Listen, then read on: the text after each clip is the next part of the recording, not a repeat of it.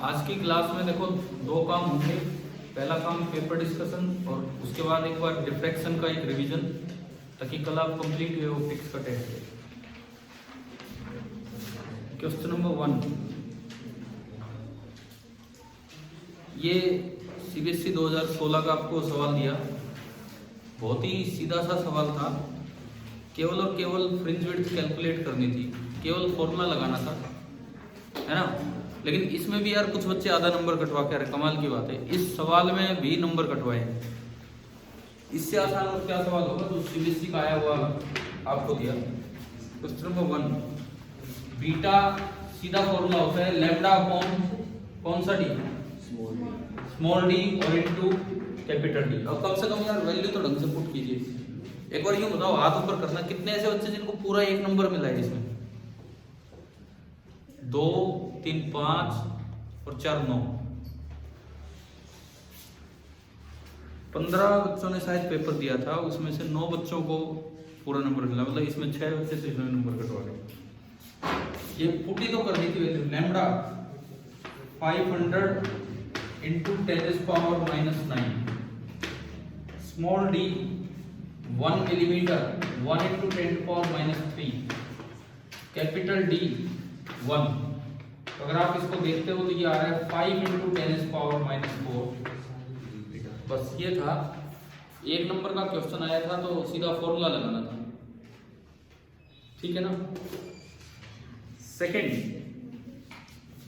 Assertion reason. ये पूजा इसमें अलग अलग नहीं बता के होने होते कि भाई ये ट्रू है ये फॉल्स है। आपको उनमें से बताना है कौन सा स्टेटमेंट है, 4 में से क्या ऑप्शन है, क्योंकि आप फिर वो रीजन वाली तो बात ही नहीं करते हो। Second question, the law of conservation of energy is violated. क्या ये सही है?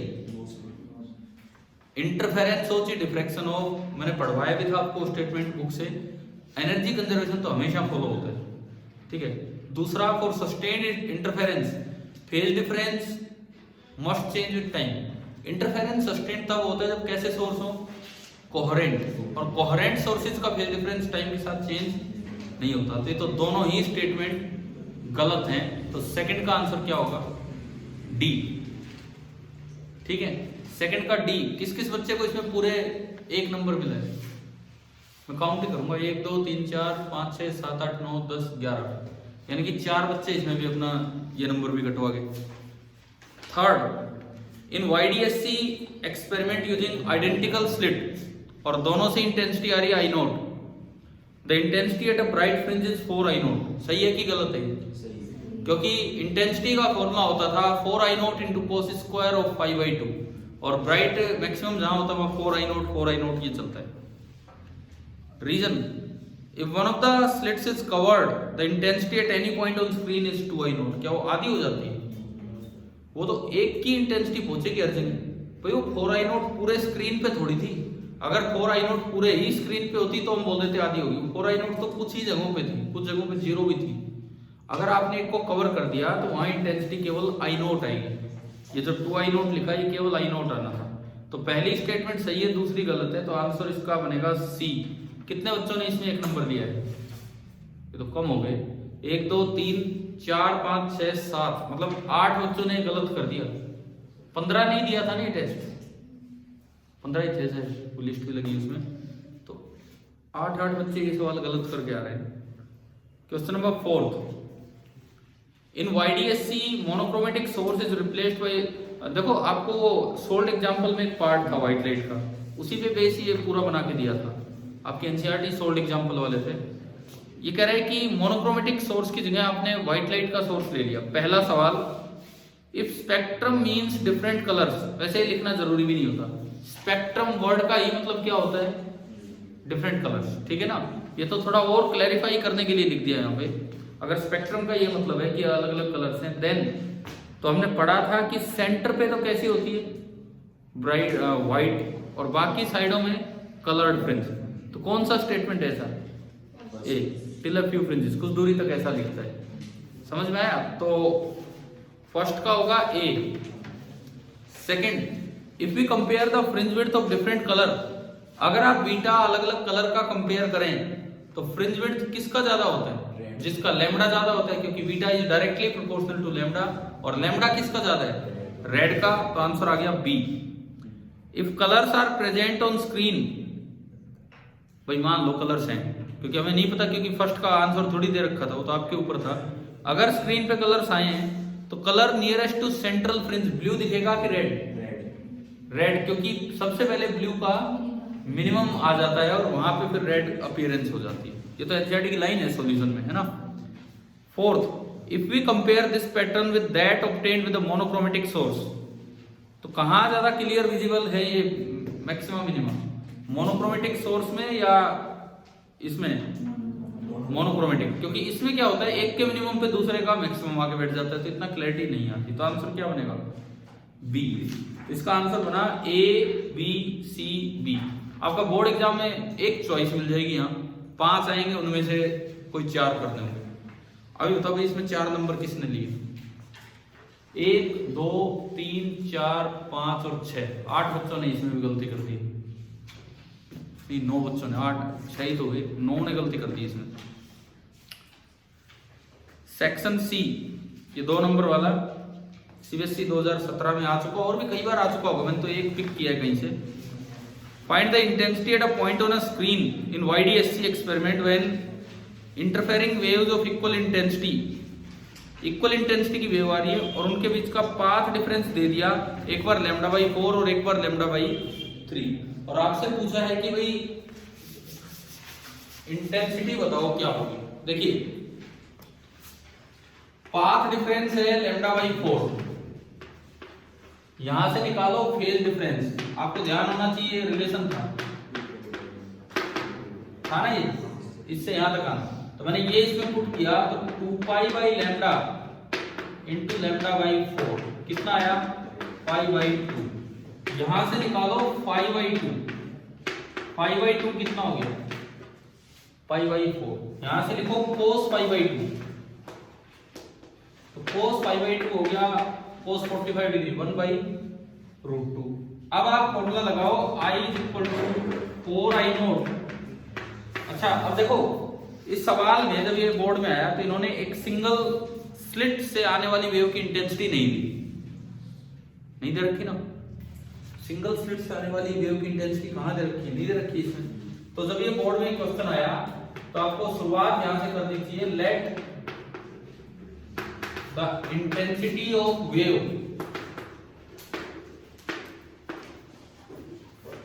फ्रॉम ईच स्लिट, क्योंकि ये सब्जेक्टिव क्वेश्चन है, ऑब्जेक्टिव नहीं है। BI0 हम शुरुआत यहां से करें बोर्ड में, नहीं तो यूं हो जाएगा भाई I0 क्या है, कोई भी उस पर क्वेश्चन मार्क कर सकता है कि वो I0 क्या है। ठीक है, आप में से किसी भी बच्चे ने ये लिखा तो नहीं था, पर सबने जो सही भी नहीं दिया, तो कम से कम एक बार ये मान लेना चाहिए, क्योंकि इसमें गिवन नहीं था ये चीजें। ठीक है, अब देखो उसके बाद ये पार्ट ऐसे बढ़ना था, 4I0 into cos square of π/2। cos π/2 है 1/√2, cos स्क्वायर कितना होगा? 1/2।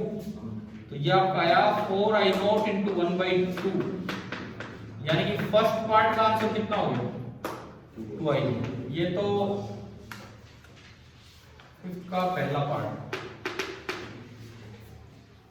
और इससे ज्यादा सॉल्यूशन में कुछ देने की जरूरत नहीं, इतना बहुत है। बस ये लाइन जरूर मेंशन करनी चाहिए, क्योंकि क्वेश्चन में दिया नहीं था, नहीं तो फिर हो जाएगा आप किसकी टर्म्स में बात कर रहे हो, I0 क्या है वो नहीं पता। ठीक है, किसी ने लिखा था I0 माना उस स्टार्टिंग लिख रखा आपने, ठीक है, लेकिन मैंने इस बात के नंबर नहीं काटे। बी पार्ट, दूसरी बार इन्होंने पाथ डिफरेंस कितना कर दिया? λ/3। तो बस जो चेंज है वो हम देखें यहाँ पे, λ/4 की जगह λ/3, यहां भी λ/3, तो ये आया 2π/3। इसका आधा करोगे तो π/3, cos π/3 कितना होता है? 1/2, और इसका स्क्वायर करोगे तो 1/4, और वो बाहर आएगा ओनली I0। इसमें बताओ पूरे 2 नंबर किस किस के हैं? 1 2 3 4 5 6 7। फिर वही बात, 50% बच्चे ही सही पहुंच पा रहे हैं किसी एक सवाल में। 8 का गलत हो गया कोई ना कोई पार्ट और 7 बच्चों ने सही किया।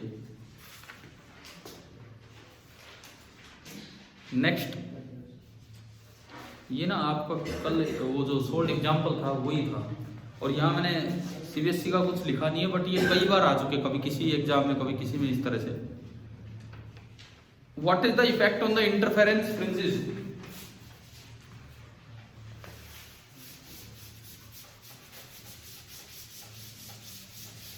अब आप प्रॉपर आंसर सुनो भाई, 3 नंबर का है, एक नंबर का पार्ट है, लेकिन क्या आंसर लिखना चाहिए? What will be the effect on interference fringes in YDSC? अब ऐसे में ना आप सबसे पहले तीनों पार्ट के लिए कॉमन डायग्राम बना के दिखाओ, नहीं तो वहां पता ही नहीं लगता है आप क्या क्या मान के चल रहे हो। ये ए, ये बी, यहां पे डबल स्लिट अरेंजमेंट, ये डी, यहां से कैपिटल डी डिस्टेंस दूर, ये स्क्रीन, ये सेंट्रल मैक्सिमम। बिना डायग्राम आप 3 नंबर का क्वेश्चन क्यों अटेम्प्ट करके आ रहे हो? डायग्राम छोड़ो यार, आप तो ना ऐसे तीर से लगा के आ रहे हो, बोलो और अपने आप ही समझते भाई क्या मतलब है क्या नहीं, क्या हो रहा है। ये करते हैं क्या बोर्ड में कभी? क्या मतलब है इस बात का? और कई तो और भी कमाल कर रहे हैं इसके आगे ना, मतलब अंग्रेजी और यूज करते हुए थोड़ी सी अंग्रेजी। ठीक है, सुनो, ऐसे कोई काट देगा भाई बोर्ड एग्जाम में, क्या कर रहे हो? इसके बाद देखो एक मिनट, पहले तो ये डायग्राम दो अपना भी जो भी है इसमें, ठीक है। ये central maximum, first order maximum,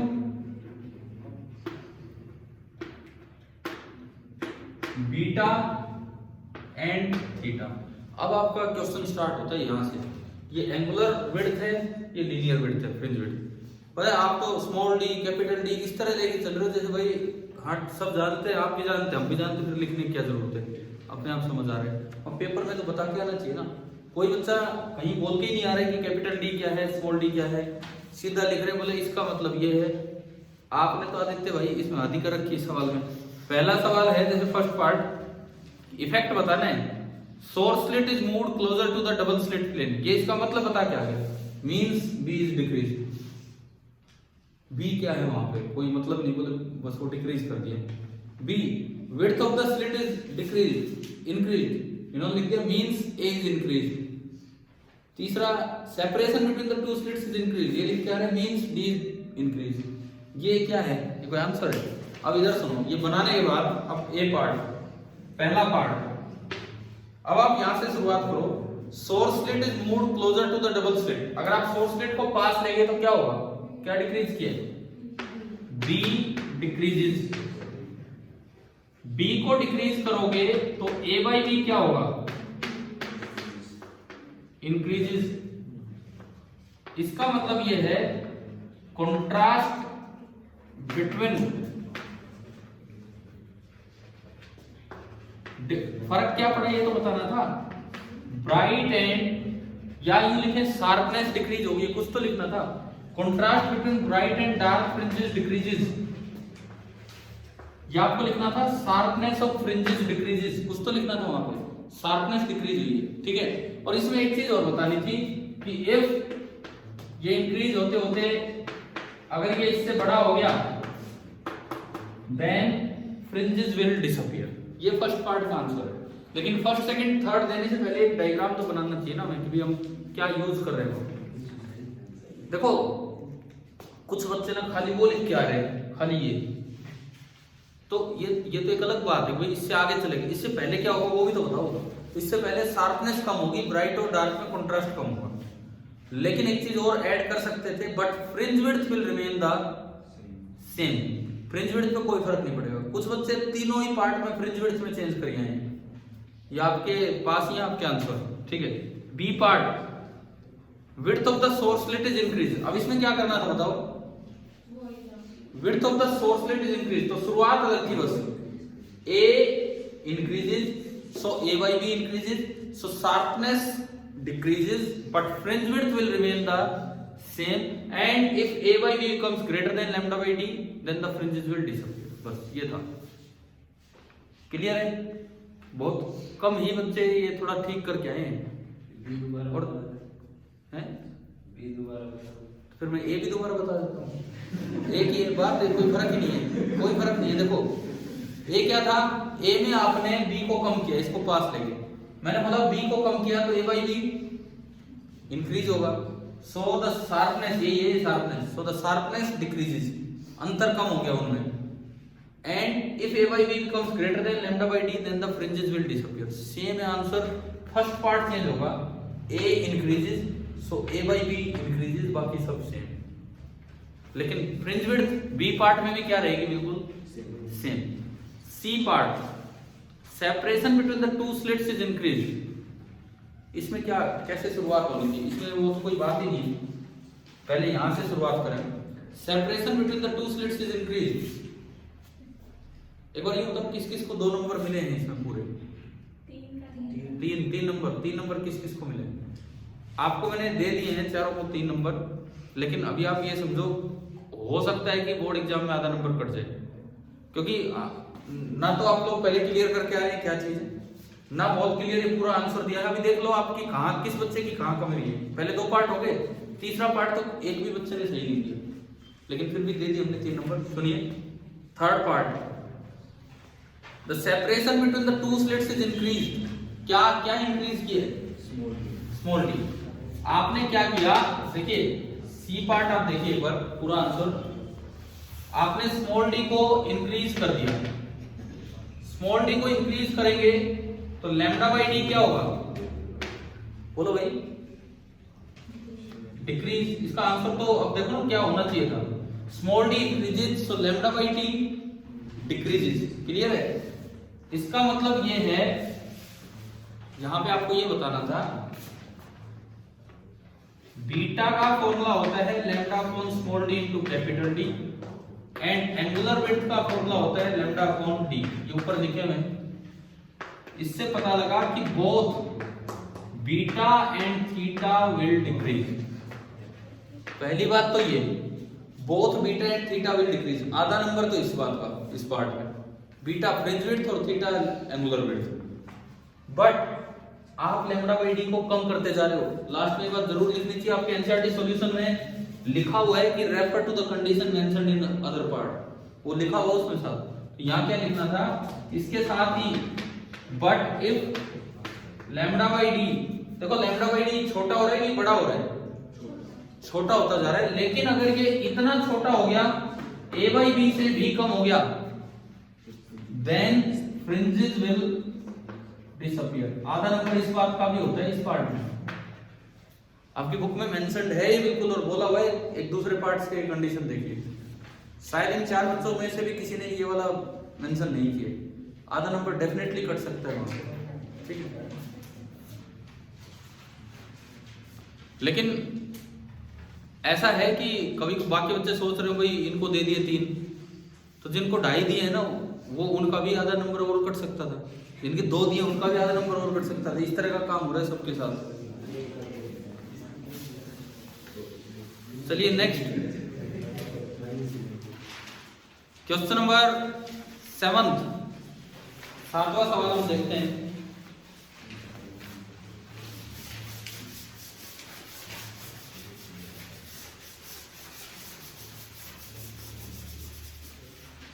seven देखो,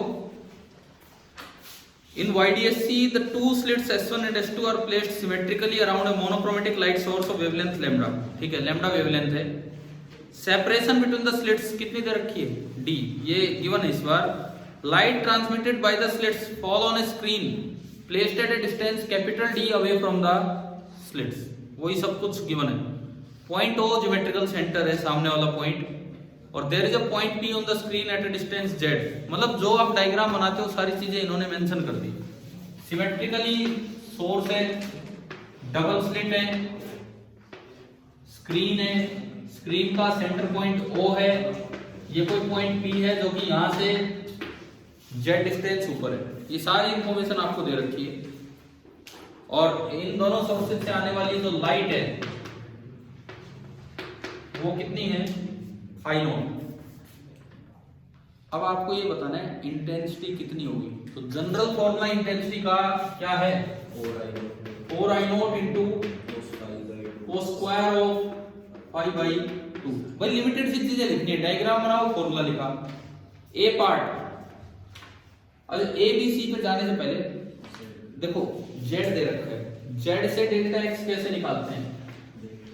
delta x is equal to z upon capital D into small d। सही है? तो मेरे को निकालना पड़ेगा ना डेल्टा x, इसलिए मैंने इस तरह कर दिया, वो उधर वाली चीज इधर ले आई, ठीक है। एंड दूसरी बात, जब फाई निकालोगे तो फाई होगा 2 pi by lambda into delta x। बस ये करके और फिर आई में पुट करना है, ये करके फिर आई में पुट करना है। अब देखिए ए पार्ट, फर्स्ट पार्ट, ए पार्ट देखो आप, z दिया है लैम्डा d अपॉन 2d, आपने ये इसमें रखा तो डेल्टा x कितना आया? चाहे तो अपने फॉर्मूले पहले ही लिख दो भाई, क्या यूज करने। डेल्टा x कितना आया? लैम्डा d अपॉन 2d, तो z और ये कैपिटल D और ये स्मॉल d, ये d से d गया, कैपिटल D से कैपिटल D, लैम्डा बाई 2। इससे फिर फाई निकालो तो फाई आएगा 2 पाई बाई लैम्डा और इनटू लैम्डा बाई 2, कितना आया? पाई। इससे पाई बाई 2 निकालो, पाई बाई 2 कितना आ गया? Pi by 2। इससे कोस पाई बाई 2 निकालो, कोस पाई बाई 2 कितना हो गया? 0। और ये उसमें पुट कर दो तो इंटेंसिटी कितनी आ जाएगी? 0। तो मैं इसके आंसर बता देता हूँ। फर्स्ट पार्ट का 0 आएगा, सेकंड का 4 आई नोट आएगा और थर्ड का 2 आई नोट। फर्स्ट का 0, सेकंड का 4 आई नोट, थर्ड का 2 आई नोट। ये आंसर हैं इसके, अपने आंसर तो लिख ही दो। किस किस बच्चे के तीनों 3 नंबर आए हैं इसमें 7th में? 1 2 3 4 5 10 बच्चे नहीं ला पाए। और अब आते हैं आखिरी सवाल पे, जो सीबीएसई 2014 की एज इट इज स्टेटमेंट यहाँ पे ली हमने 2014 वाली।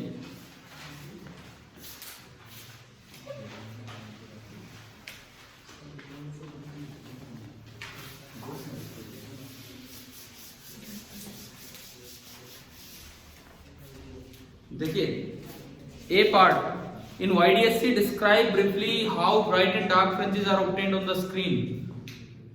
देखो आपको डायग्राम भी बना के दे सकते थे, ठीक है। टाइम है आपके पास तो कंडीशंस डेराइव भी करनी चाहिए।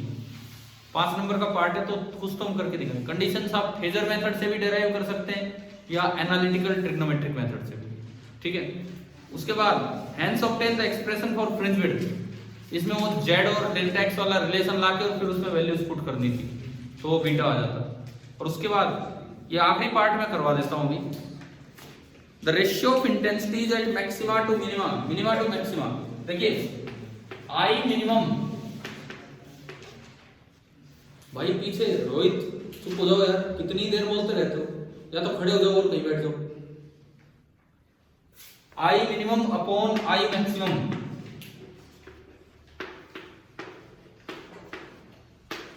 9/25 ये है।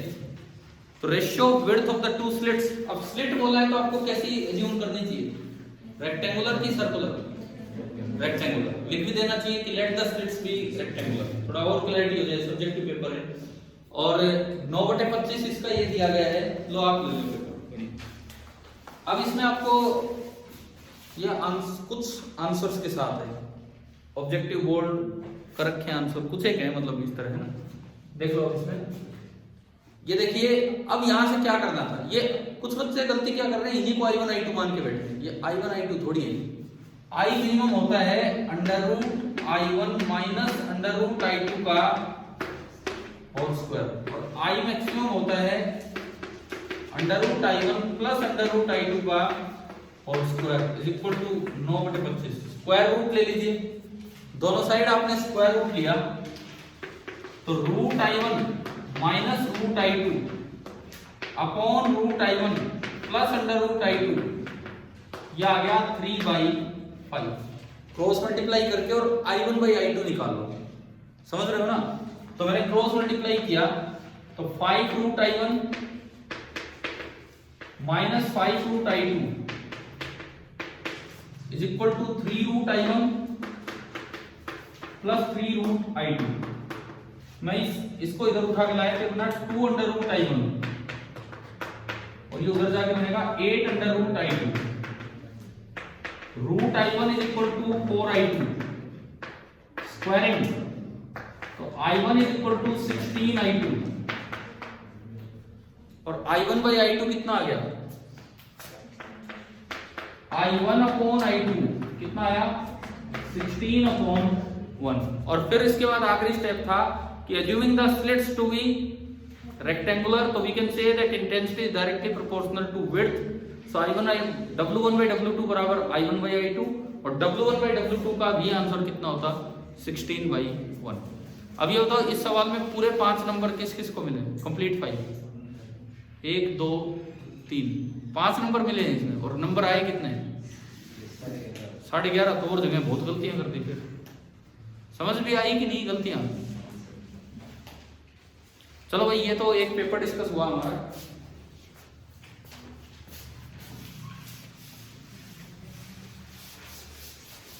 डिफ्रैक्शन पे आने से पहले इंटरफेरेंस में ही मैं 1-2 बातें और बता रहा हूं, फिर क्योंकि जो अगला जो पेपर है आपका, मैंने आपको बताया 20 नंबर का कंप्लीट वेव ऑप्टिक्स पे है, 20 ही नंबर का लेकिन पूरी वेव ऑप्टिक्स पे, ठीक है। और जरूरी नहीं है कि वो कल ही हो, मैंने बोला था संडे को भी हम ले सकते हैं, क्योंकि आज के उससे देखा जाएगा कितना काम हो पाता है कितना नहीं हो पाता। तो सबसे पहले तो मैं इंटरफेरेंस में ही कुछ और चीजों पे चलता हूं जो इस टेस्ट में कवर नहीं हुई है या एनसीईआरटी की बुक की थ्योरी में कवर नहीं हुई है, जो हमने पढ़ा। ये नीट में भी, जेई में भी और बोर्ड में भी इस तरह के सवाल आ सकते हैं। Maximum order of interference maxima, ये क्या है, क्या मतलब है इस बात का, स्क्रीन पे कितनी दूर तक आपको मैक्सिमम दिखेगा, ठीक है। तो सबसे पहले मैं ये मैक्सिमम ऑर्डर की बात करूं कि इंटरफेरेंस मैक्सिमा का मैक्सिमम ऑर्डर कितना मिल सकता है स्क्रीन पे। मैं पहली बात ये देखो, ये स्क्रीन है, ये आपका डबल स्लिट अरेंजमेंट इस तरह से, ये दूरी स्मॉल डी और ये दूरी कैपिटल डी, ये सेंट्रल पॉइंट हो।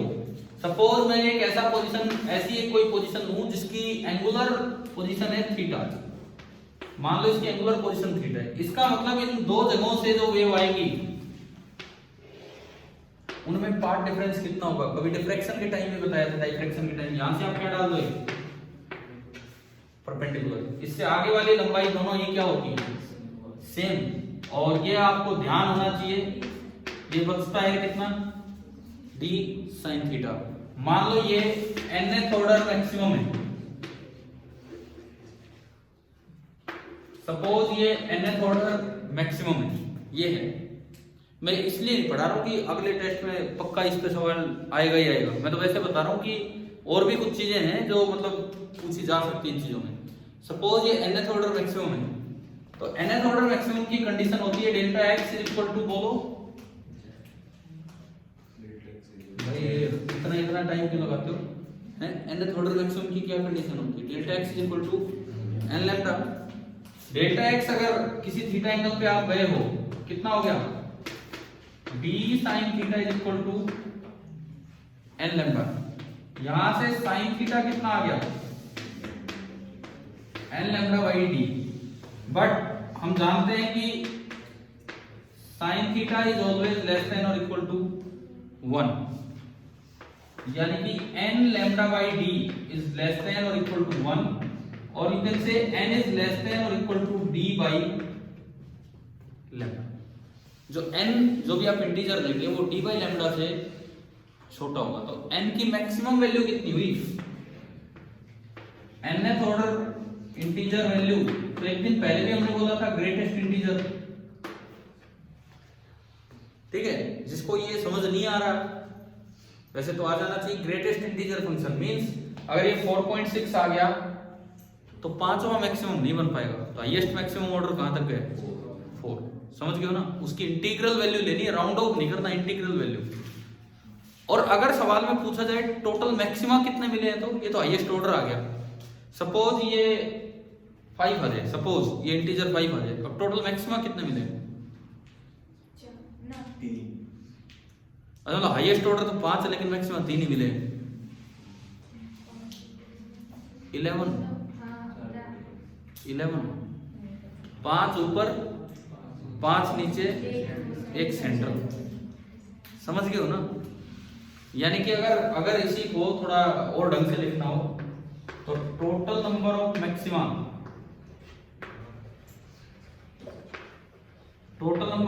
That is 2 times greatest integer of dy lambda and plus 1 central वाला, कुछ ऊपर कुछ नीचे और एक बीच वाला। क्या ये समझ आ गया है? हाईएस्ट ऑर्डर मैक्सिमम कैसे निकालना है? अब चाहो तो सीधा फॉर्मूला भी याद कर सकते हो। और अगर बोर्ड एग्जाम में आए, देखो कहीं वैसे एमसीक्यू पेपर में आ रहा है फॉर्मूला लगाओ, बोर्ड में सब्जेक्टिव के तरीके से आ रहा है, एमसीक्यू बन के नहीं, तो आपको ये करके दिखाना चाहिए कि भी आएगा।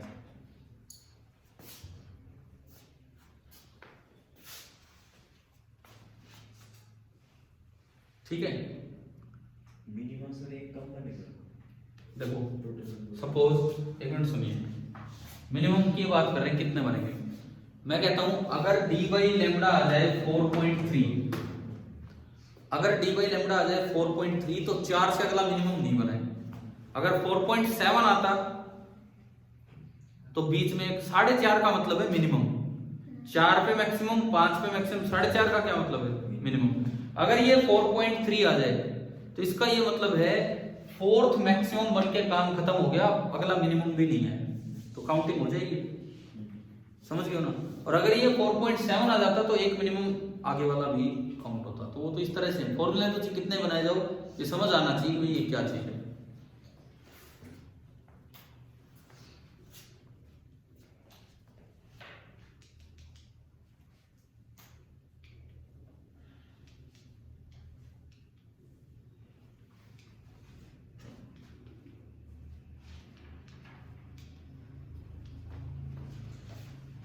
एक और चीज, ये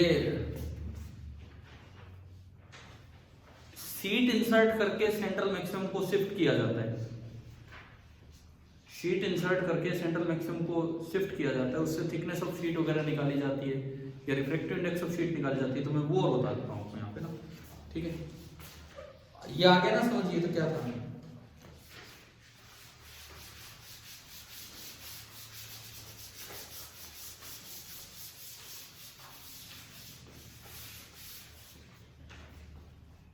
देखो मान लो जैसे यूं दिया जाए, ये कोई वाईडीएससी अरेंजमेंट था, सिमेट्रिक, सब कुछ सिमेट्रिक है। यहां बना सेंट्रल मैक्सिमम और यहां बन रहा है mth order maximum. mth order maximum मतलब यहां पार्ट डिफरेंस कितना है? m लैम्डा, है ना? दो वेव जो चल के आ रही है, दो वेव जिनके बीच का ये जो लेंथ है, मैं इसको s1 कहूं, इसको s2 कहूं, इसको p कहूं, तो इस बात का मतलब है कि s2p माइनस s1p तो कितना है? m लैम्डा, और यहां तो जीरो है, ये सेंट्रल मैक्सिमम o पे है। अब यहां तक बात आ रही है समझ? कई बार ऐसे सवाल आते हैं जो मैंने कभी पहले यहाँ ऑफलाइन क्लास से पहले ऑनलाइन जब इंटरफेरेंस पढ़ाया था उसमें तो लिए ही ये चीजें।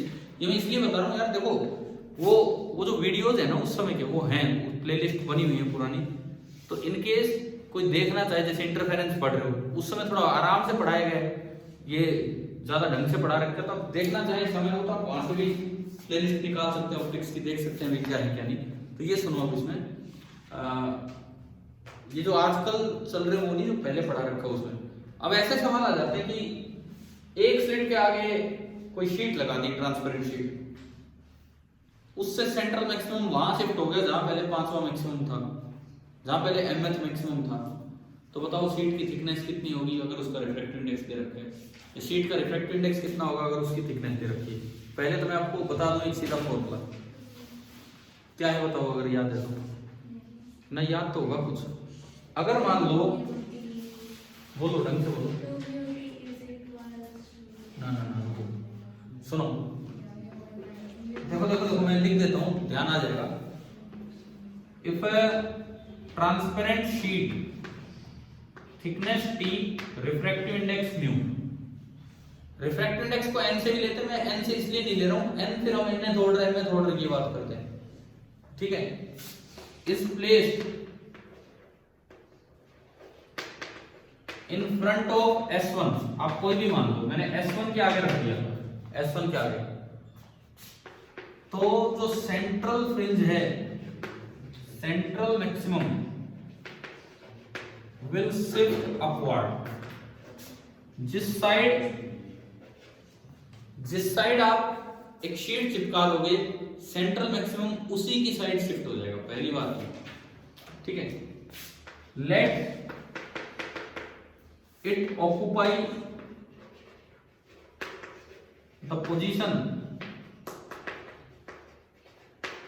previously occupied by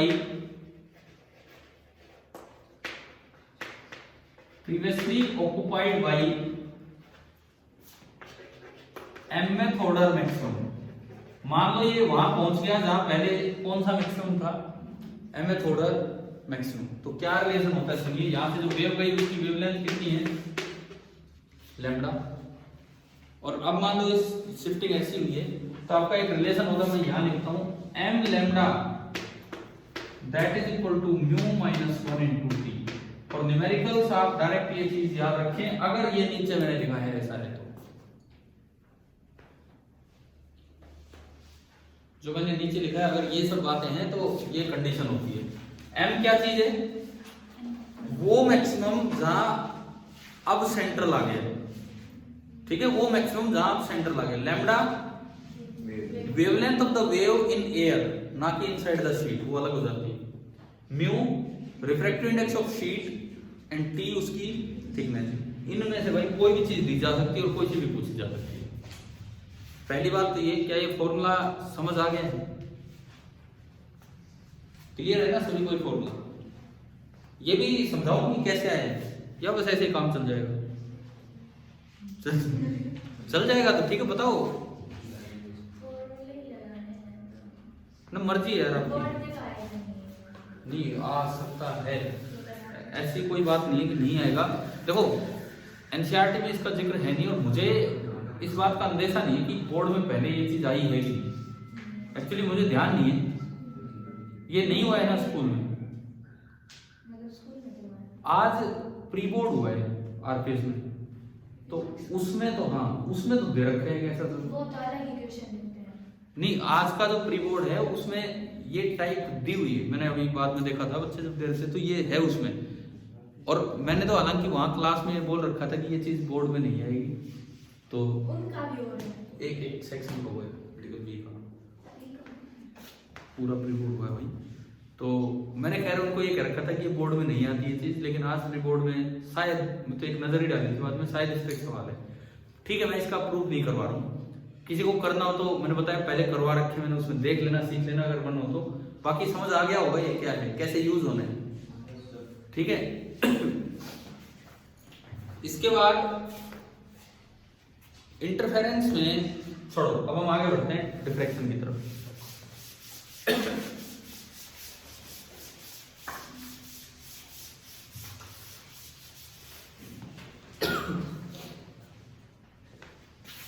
अब क्योंकि डिफ्रैक्शन स्टार्ट ही हो गया तो टेस्ट कल भी हो सकता है, तो देख ही लो फिर तो अच्छे से, क्योंकि फिर ऐसा होगा ना वेव ऑप्टिक्स खत्म शनिवार तक, यार क्यों इसमें इतना टाइम लगे। डिफ्रैक्शन बहुत ही छोटी सी बात है, गिनती के टॉपिक, रिजोल्विंग पावर हटाई दिया, सब कुछ तो हटा दिया, पोलराइजेशन हटाई दिया, तो वो चीजें तो हमें पढ़नी नहीं है, ना रिजोल्विंग पावर पढ़ना है ना पोलराइजेशन। आपको मैंने जब ऑफलाइन क्लासेस यहाँ स्टार्ट की, रिजोल्विंग पावर पढ़ाया है, पूरा पढ़ा रखा है, वो नीट और जेई के लिए है। हाँ तो मैं बता देता हूँ ना, रिजोल्विंग पावर पढ़ाया है, पोलराइजेशन पढ़ाया है, ये दोनों चीजें कंप्लीटली इस साल के बोर्ड के लिए हटा दी गई है, ना नीट के लिए हटाई है ना जेई मेंस के लिए, ठीक है। जो बच्चा पहले नहीं आता था उसको अगर पढ़ना हो तो उस टाइम के वीडियोस भी रिकॉर्ड करके डाले हुए हैं, कोई देखना चाहे वहां से देख सकता है, ठीक है। तो मैं अब जो लिमिटेड सा पार्ट है शायद 15-20 मिनट में रिवाइज भी हो जाए।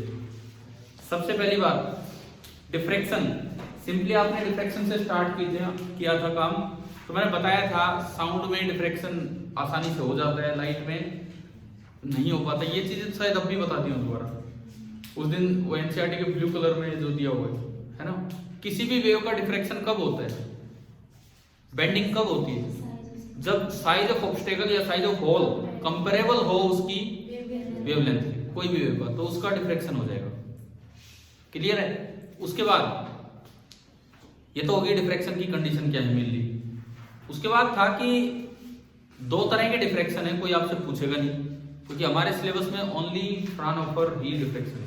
देखो कुछ बातें सुनिए, डिफ्रैक्शन एक्सप्लेन करने के लायक थ्योरी दी थी हाइजन ने। क्रिश्चियन हाइजन ने यह बताया था कि एक अनब्लॉक्ड वेव फ्रंट या कोई भी वेव फ्रंट है, कोई भी वेव फ्रंट है, उसका हर एक पॉइंट किसका काम करता है, सेकेंडरी सोर्स का। ये थ्योरी अप्लाई डिफ्रैक्शन में की थी फ्रेस्नेल ने। फ्रेस्नेल ने बताया था कि किसी स्लिट पे कोई वेव फ्रंट आया, उसका जो अनब्लॉक्ड पार्ट है वो हाइजन वाली थ्योरी अप्लाई करवाई उन्होंने बोला कि हर पॉइंट किस तरह बिहेव करेगा, एक सेकेंडरी सोर्स की तरह जिससे वेवलेट चलेगी। लेकिन फिर जो हमारे सिलेबस में डिफ्रैक्शन है वो किसने स्टडी किया था, फ्राउनहोफर ने।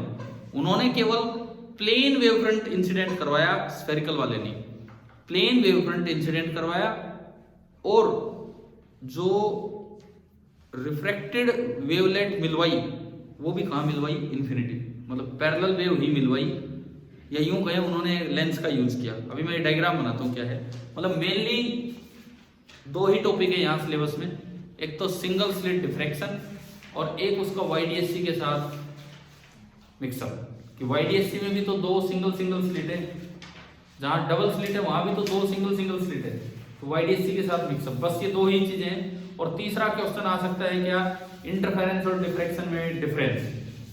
तो अगर मैं डिफरेंस से शुरुआत कर दूं, इन वर्ड्स में क्या डिफरेंस है, वर्ड्स में, फिनोमेना में नहीं, वर्ड्स में। रिचर्ड फेनमैन ने बताया था, आपकी किताब में लिखा हुआ है, बताओ क्या डिफरेंस था इन वर्ड्स में, फिनोमेना में नहीं, इंटरफेरेंस और डिफ्रैक्शन वर्ड में क्या डिफरेंस है। रिचर्ड फेनमैन की स्टेटमेंट्स है ये। रिचर्ड फेनमैन ने लिखा है, आपकी किताब में भी दिया गया है, फेनमैन लेक्चर्स की बात। उन्होंने लिखा है कि इनमें कोई खास डिफरेंस नहीं है और आज तक कोई इनके बीच का डिफरेंस बता भी नहीं पाया। पर ये थोड़ी लिख के आना है, फिर इतना लिखा होगा नंबर कौन देगा। उसके बाद उन्होंने डिफरेंस बताया, रफली स्पीकिंग उन्होंने बोला है, रफली स्पीकिंग अगर काउंटेबल नंबर ऑफ सोर्सेज हैं, 2 या 3 या 4 काउंटेबल नंबर ऑफ सोर्सेज हैं, तो क्या होगा, काउंटेबल नंबर ऑफ सोर्सेज हैं तो क्या होगा, इंटरफेरेंस। वाईडीएससी में कितने सोर्स हैं, 2। जहां इनफाइनाइट सोर्स हैं वहां क्या होगा, डिफ्रैक्शन। अब कहने को तो सिंगल स्लिट में एक ही स्लिट है, लेकिन वहां फिर जब अगर इस तरह का सुपरपोजिशन हो रहा है तो बोला जाता है कि उस स्लिट का अनब्लॉक वेवफ्रंट जो बनेगा उसका हर एक छोटा पॉइंट एक सेकेंडरी सोर्स का काम करेगा और वो इनफाइनाइट सोर्सेज हो जाते हैं। थोड़ा मैं यहां एक अलग सवाल पूछता हूं डिफ्रैक्शन से हटके। वाईडीएससी हमने अभी खत्म किया। वाईडीएससी इंटरफेरेंस जो है लाइट के वेव नेचर से एक्सप्लेन होता है कि पार्टिकल नेचर से, वेव नेचर से। जबरदस्ती सवाल बना दिया जाए, जबरदस्ती का नहीं, ये एक्सपेरिमेंट है कि भाई ये एक डबल स्लिट है, एक बॉक्स है, उसके अंदर ये डबल स्लिट अरेंजमेंट है, ये सोर्स ऑफ लाइट है, ठीक है। इसकी इंटेंसिटी बिल्कुल डिम कर दी, ना के बराबर, बहुत ही dim intensity. Number of photons, अब मैं थोड़ा पार्टिकल नेचर की तरफ जा रहा हूं। नंबर ऑफ फोटॉन्स किस पे डिपेंड करते हैं, इंटेंसिटी पे डिपेंड करते हैं ना ज्यादा, तो इंटेंसिटी पे ज्यादा डिपेंड करते हैं नंबर ऑफ फोटॉन्स, पता है ना ये हमें। तो इतनी डिम कर दी कि एक ही फोटोन निकल के जा रहे हैं पर सेकंड, एक सेकंड में एक फोटोन निकल रहे हैं। अब बताओ इंटरफेरेंस होगा कि नहीं होगा, एक फोटोन का किसके साथ इंटरफेरेंस होगा, अकेला अपने ही साथ इंटरफेरेंस कर लेगा। एक फोटोन जा रहा है, एक फोटोन, इतनी डिम इंटेंसिटी कर दी कि एक सेकंड में एक फोटोन, तो बताओ इंटरफेरेंस होगा कि नहीं होगा। या स्क्रीन पे आपको मैक्सिमम और मिनिमम दिखेंगे कि नहीं, अब मतलब मैक्सिमम मिनिमम तो तभी बनेंगे जब इंटरफेरेंस होगा, नहीं तो बन ही नहीं सकते। बताओ मैक्सिमम मिनिमम तो तभी बनेंगे जब इंटरफेरेंस होगा, नहीं तो Diffraction होगा। डिफ्रैक्शन कहां से आ गया बीच में? अरे डिफ्रैक्शन एक फोटोन के टुकड़े करवा दो, एक फोटोन का वो नहीं, मैं जो पूछ रहा हूँ उस पर आप आओ। हम वेव्स का सुपरपोजिशन करवाते हैं, पार्टिकल नेचर तो फेल ही हुआ था इनसे इंटरफेरेंस है कि भाई ऐसे तो हो ही नहीं सकता है, न्यूटन जो कॉर्पस्कुलर थ्योरी दे रहा था। अब जो आइंस्टीन ने फोटोन नेचर दिया, जो हम चैप्टर पढ़ चुके हैं, कभी पढ़ चुके ना एक बार तो डुअल नेचर वाला। हाँ, तो अब मेरा सवाल ये है, हाइपोथेटिकल नहीं है ये क्वेश्चन, हमें लगता है 12वीं में हाइपोथेटिकल है, लेकिन ये तो एक एक्सपेरिमेंट आ गया हायर फिजिक्स का, तो वो मैं आपसे पूछ रहा हूँ। बहुत डिप इंटेंसिटी कर दी कि 1 फोटोन पर सेकंड निकल रहे हैं, तो क्या अब स्क्रीन पे इंटरफेरेंस होगा कि नहीं होगा? होगा सर। क्या अब स्क्रीन पे मैक्सिमम मिनिमम बनेंगे कि नहीं बनेंगे? देखो पर सेकंड 1 फोटोन जा रहा है, पर सेकंड 1 फोटोन, तो 1 घंटे में कितने फोटोन गए? 1 घंटे में 3600 फोटोन गए। 3600 फोटोन इस पे कहीं कहीं जाके चिपक जाएंगे स्क्रीन पे। ये तो अलग पार्टिकल जा रहा है, मैक्सिमम मिनिमम का क्या मतलब है? कोई मतलब ही नहीं है मैक्सिमम मिनिमम का। 3600 फोटोन अलग अलग स्क्रीन पे जाके चिपकेंगे, कोई कहीं मतलब यूं ऊपर नीचे इस तरह से, ठीक है। अब मेरा सवाल है, क्या मैक्सिमम मिनिमम दिखेगा कि नहीं? परंतु वो 3600 फोटोन इस तरह जाके चिपकते हैं कि कहीं तो स्क्रीन पे बहुत ज्यादा फोटोन चिपक जाते हैं, कहीं कुछ नहीं चिपकते, कहीं बहुत ज्यादा चिपक जाते हैं, कहीं कुछ नहीं चिपकते। तो बताओ क्या मैक्सिमम मिनिमम वहां बनेगा कि नहीं बनेगा? बनेगा। मतलब चाहे लाइट को आपने इतना डिम कर दिया कि आप उसका पार्टिकल नेचर से विजुअलाइजेशन देख रहे हो, फिर भी वो अपना वेव नेचर भूलती नहीं, ठीक है। अनजाने में ही सही, लेकिन ये फोटोन इस तरह जाके अरेंज होते हैं कि कहीं तो देखने पे कहीं तो मैक्सिमम नजर आता है और कहीं मिनिमम। कुछ देर तक अगर लाइट डालते रहे तो। वैसे ऐसा सवाल 12th में हो सकता है, ना भी पूछें, बट ये भी है कि हो सकता है पूछ भी ले, क्योंकि आपके सिलेबस में फोटोन थ्योरी भी है और आपके सिलेबस में इंटरफेरेंस भी है। फिर भी ये पूछा जाए, इंटरफेरेंस पार्टिकल नेचर से एक्सप्लेन होता है कि वेव नेचर से? वेव नेचर से, ओनली वेव नेचर से। और ये पूछा जाए कि अगर कुछ फोटोन्स जा रहे हैं लाइट के, कोहेरेंट सोर्स है, कोहेरेंट सोर्स से फोटोन जा रहे हैं, 2 स्लिट से जा रहे हैं, बहुत ही लिमिटेड नंबर ऑफ फोटोन जा रहे हैं, आपसे पूछा जाए क्या स्क्रीन पे वो मैक्सिमम मिनिमा वाला कल्चर दिखा पाएंगे? चाहे उनमें इंटरफेरेंस हो ना हो, लेकिन फिर भी अननोइंगली वो इस तरह से अरेंज हो रहे होंगे कि वो स्क्रीन पे क्या नजर आएगा? मैक्सिमम और मिनिमम। मतलब वेव अपना, लाइट अपना कोई भी कैरेक्टर छोड़ती नहीं है, दोनों साथ लेके चलती है, कहीं कोई विजुअलाइज हो जाता है और कहीं कोई। तो ये तो मैंने एक सवाल बताया जो अगर आ जाए तो, आया नहीं है वैसे आज तक तो, ठीक है, लेकिन अगर आ जाए तो ये उसका जवाब है। अब थोड़ा चलते हैं डिफ्रैक्शन पे। Single slit diffraction, single slit diffraction, इसमें इतनी सी बातें हैं, उस पर मैं आता हूं।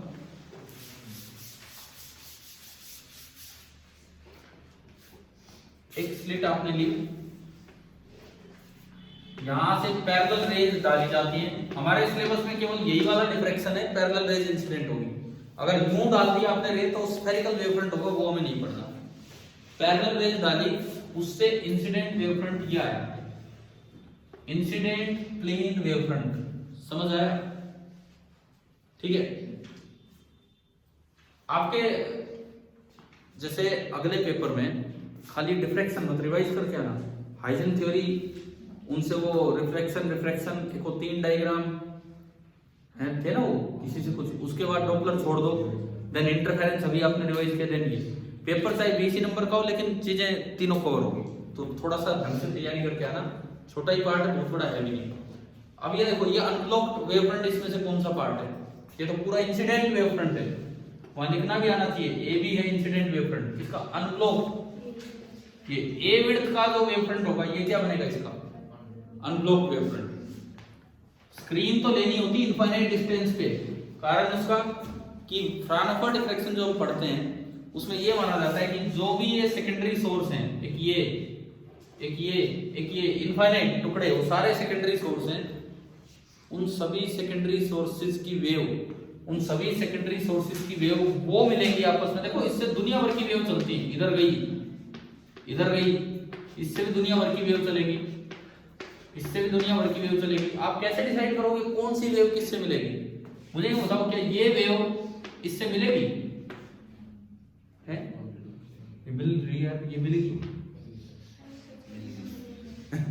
ये तो मिलने तो लग रही है ना, पैरेलल नहीं। अगर मैं स्क्रीन यहाँ रख दूं ना, अगर मैं स्क्रीन यहाँ रख दूं तो ये दोनों वेव मिलेंगे और वो इफेक्ट हमें दिखेगा, वही इफेक्ट हमें दिखेगा। समझ गए हो? समझ गए हो कि नहीं? अगर आपने स्क्रीन यहाँ रख दी यहाँ पे तो सारी वेव यहाँ वाली आएंगी, ये भी वही चल, तू भी चल, सारी आ जाएंगी यही मिलने। समझ में आ रहा है क्या? ठीक है। अरे दुनिया भर की वेव हर तरफ चलेगी, कहीं तो ठिकाना होगा मिलने का। क्लियर है? आपने स्क्रीन थोड़ी दूर कर दी, कोई और वेव मिलेगी, और दूर कर दी और वेव मिलेगी, बहुत दूर कर दी तो बहुत दूर तक तो कौन मिलती है जाके? पैरेलल। जो यहां से लगता है कहीं नहीं मिलेगी, वो आगे जाके मिलेगी, है ना?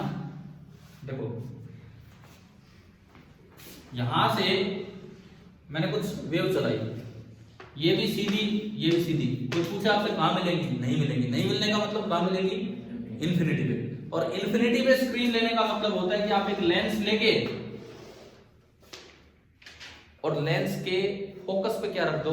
स्क्रीन। तो जो इन्फिनिटी में मिलने की वो स्क्रीन पे मिल जाएंगे। ठीक है। अब एक बार एक और बात सुनो, अक्सर इंटरफेरेंस से ज्यादा मुश्किल 12th क्लास में बच्चों को डिफ्रैक्शन ही लगता है। इंटरफेरेंस आसान लगता है क्योंकि दो ही सोर्स हैं, डिफ्रैक्शन मुश्किल लगता है।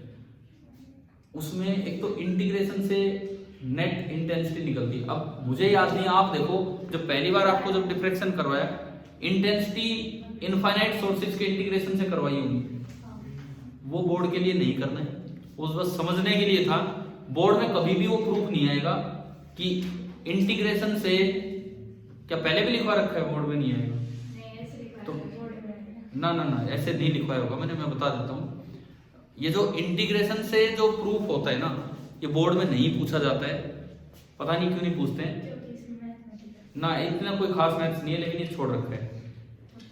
वो केवल क्वालिटेटिव रीजनिंग पूछते हैं, जो हमने लॉजिकल एक्सप्लेनेशन दी होंगी, फिर सेंट्रल मैक्सिमम की, फर्स्ट ऑर्डर मैक्सिमम की, फर्स्ट ऑर्डर मिनिमम की, बस वही पूछते हैं बोर्ड में। तो एक तो हमें रिजल्ट्स याद करने, रिजल्ट्स की स्क्रीन पे कहां मैक्सिमम बनेगा और कहां मिनिमम, और एक इसकी क्वालिटेटिव रीजनिंग। एक तो रिजल्ट्स याद करने और एक इसकी क्वालिटेटिव रीजनिंग। ये दो तीन चीजें हैं जो सिंगल स्लिट डिफ्रैक्शन में हमें सीखना होगा। अब देखो आप इधर सुनो, स्क्रीन पे कैसा माहौल होता है? सेंटर पे मैक्सिमम, लेकिन ये थोड़ा दूर तक। एनवलप नहीं अभी, वो तो डबल स्लिट की बात होगी। ये मैं इंटेंसिटी दिखा रहा हूं, स्क्रीन पे इंटेंसिटी दोनों साइड। अब देखो स्लिट का साइज तो इतना सा था, इतना सा ही साइज होता तो लाइट यहीं तक आनी थी, साइडों में छाया बननी थी, शैडो बननी थी, समझ रहे हो? लेकिन क्या साइडों में बिल्कुल छाया बनी है कि लाइट पहुंच गई? पहुंच गई ना, यही तो बेंडिंग है। ठीक है, यही तो बेंडिंग है, और इसी को क्या नाम देते हैं हम? डिफ्रैक्शन। समझ में आया ये क्या है? ठीक है, ये लाइट यहाँ थोड़ा दूर तक बेंड होगी, और ऐसा नहीं कि इसके बाद ये खत्म और इसके बाद ये खत्म, इसके बाद भी एक हल्का सा मैक्सिमम फिर उठता है इधर, और ऐसे ही इधर। ऐसा नहीं है इसके बाद भी ये खत्म, और भी हल्का आएगा। अगर इस इंटेंसिटी को आप आई नोट बोलते हैं, तो ये आई नोट बाई 22, जहां तक मुझे याद है, आई नोट बाई 61 है ना, आई नोट बाई 122, मतलब निग्लेजिबल। ये रोशनियां चलती हैं और कोई नहीं, और लेकिन हमसे ये वैल्यू भी बोर्ड में नहीं पूछने वाले हैं कि एग्जैक्टली क्या होगी। मैंने आपको एक फॉर्मूला भी बता रखा है, वो इंटीग्रेशन से ही निकलवा के। अभी छोड़ो, अभी मैं जो बोर्ड लेवल पे आना है वो आपको रिवाइज करवा रहा हूँ। एक तो ये स्क्रीन पे क्या होता है ये याद रखें, इसको बोलते हैं हम सेंट्रल मैक्सिमम। सेंट्रल मैक्सिमम इसको बोलते हैं फर्स्ट ऑर्डर मिनिमम, इसको बोलते हैं फर्स्ट ऑर्डर सेकेंडरी मैक्सिमम। ठीक है, क्या किसी बच्चे का कल परसों में कोई टेस्ट है? कोई आप में से बिजी है? कहीं नहीं है, केवीपीवाई के पेपर है, इसलिए मैं पूछ रहा हूँ। किसी ने भर रखा हो। चलो फिर तो ठीक है, कोई नहीं। ये समझ आ रहा है क्या होगा क्या नहीं। अगर पूछा जाए डिफ्रैक्शन डिस्क कहां तक है, लाइट कहां तक मेनली कहां तक गई है, यहां। तो अगर आप इसको एक डिस्क की तरह देखें स्क्रीन पे, इसको बोलते हैं डिफ्रैक्शन डिस्क, और इसके चारों तरफ जो बाउंड्री है उसे बोलते हैं dark ring, first order dark ring. समझ गए हो, ये अंधेरा है यहाँ पे, this is first order dark ring. भाई समझ में आ रहा है ना, डर तो नहीं लग रहा है? ये अंधेरा है बाहर, इसके फर्स्ट ऑर्डर डार्क रिंग, और बीच में काफी रोशनी है, जिसे हमने बोला है डिफ्रैक्शन डिस्क। इस तरह का काम होता है, ठीक है। कंडीशंस पे आएंगे अभी। अब देखो कंडीशंस क्या है। मान लो इस जगह का एंगुलर पोजीशन कितनी है, थीटा, ये दूरी कैपिटल डी, स्लिट का साइज, एक सिंगल स्लिट का साइज तो हम वाईडीएससी में भी क्या बोलते थे, स्टार्टिंग स्लिट जो लेते थे ए। अब यूं देखो, यहां वेव कौन सी जाके मिलेगी, जो इसके पैरेलल चले या यूं टेढ़ी चले, मतलब टेढ़ी चले। हम भगवान जाने क्या पढ़ा हमने फ्रानोफर में पहले, ये बीच में कौन बैठा है काका, ये लेंस, लेंस बैठा है ना यहाँ पे, ये टेढ़ी चलेगी तो कहीं और ही नहीं मिल जाएगी। इसका काम ही क्या है, देखो इसके फोकस पे हमने स्क्रीन बैठा रखी है, इसका काम ही क्या है कि जो पैरेलल आएंगी उनको उठा के कहां मिलवा देगा, फोकस पे, ठीक है। तो इससे तो वो वेव चलेगी जो यूं चली, ये थोड़ी वेव, ठीक है। ये सारी वेव्स अपने आप जाके कहां मिल जाएंगी, वहां पे, ठीक है। अब बात आती है कंडीशन क्या होती है, जो हमने इंटीग्रेशन से डराइव की थी, अब दोबारा नहीं करना है, ना बोर्ड के लिए पढ़ना है। क्या करना है सुनिए, आप जो एक्सट्रीम सेकेंडरी वेवलेट्स हैं, एक्सट्रीम सेकेंडरी अनब्लॉक वेवफ्रंट के दो एंड पार्ट्स, अनब्लॉक वेवफ्रंट का साइज कितना है a, इनके बीच का पार्ट डिफरेंस देख लो परपेंडिकुलर डाल के। ये अगर थीटा एंगल में जा रहे हैं तो वही जैसे आज b sin थीटा पढ़ा था, ये कितना होगा a sin थीटा। अब कंडीशन सुनो, जिस जगह a sin थीटा 0 होता है वहां को क्या बोलते हैं, सेंट्रल मैक्सिमम। इसका प्रूफ हमें नहीं करना, ठीक है। जिस जगह a sin थीटा लैम्डा होता है वहां बनता है फर्स्ट ऑर्डर मिनिमम। प्रूफ इसका भी नहीं करना। आपने ये दिखाए थे कि सेंट्रल मैक्सिमा की लॉजिकल एक्सप्लेनेशन, वो करना है, वो ही करना है बोर्ड के लिए। बोर्ड में अगर पूछे ना कि ये एक्सप्लेन करके आओ तो लॉजिकल एक्सप्लेनेशन ही देनी है, वो इंटीग्रेशन वाला काम नहीं करना है, ठीक है। देखो अब इधर देखें, a sin थीटा लैम्डा, अगला सेकेंडरी मैक्सिमम जहां बनता है वो थीटा थोड़ा और चेंज हो जाएगा, थीटा और बढ़ जाएगा, और a sin थीटा कितना 3 लैम्डा बाई 2।